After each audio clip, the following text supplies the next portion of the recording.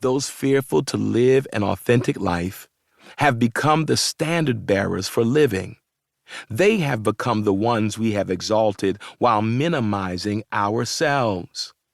Everywhere we look, from media to social media to television commercials, we are being bombarded with messages that we need to be everything other than who we truly are in order to be seen, admired, valued. Look like this, act like this, dress like this, all so that we can be liked, not loved, but liked. We contort ourselves physically, emotionally, and psychologically so that we can be validated and affirmed, unaware that we are slowly losing our freedom to be authentically ourselves. How easy it is to slip into the land of the unfree and become blind to our imprisonment. The unfree long to be free. But that assumption may only hold true when the unfree know they are bound. That might seem strange. How would the unfree not know they are unfree?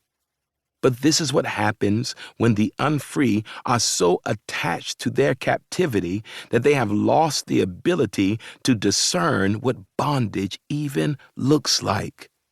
The unfree normalize their bondage to the extent that they no longer recognize the nature and depth of their captivity.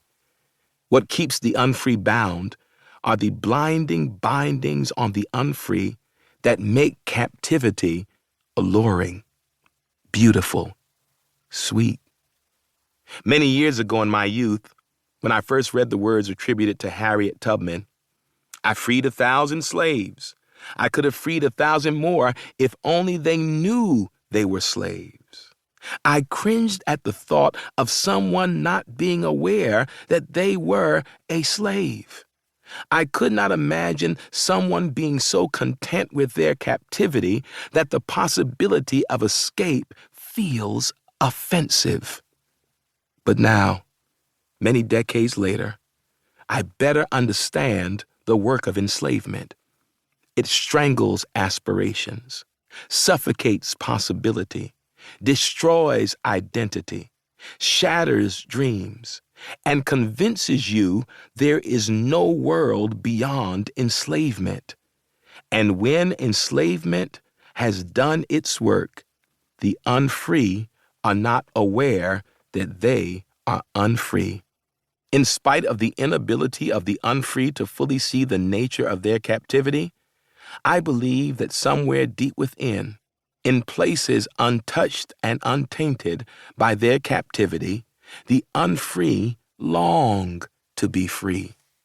Somewhere deep within, there are unspoken desires for an unbound life. In fact, we all harbor deep longings for freedom to be our authentic selves. We long to sing a song of freedom.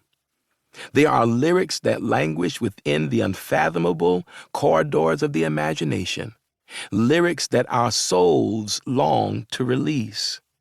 Deep within all of us, there is music shaped by the rhythms of our lives, and that music and those lyrics often remain hidden, unknown, and untouched.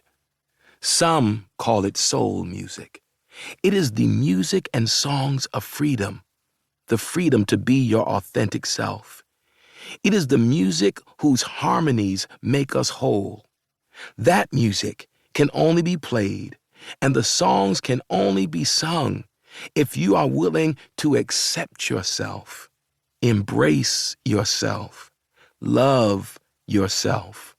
You must be willing to bask in the glow, glory, and grandeur of your authenticity.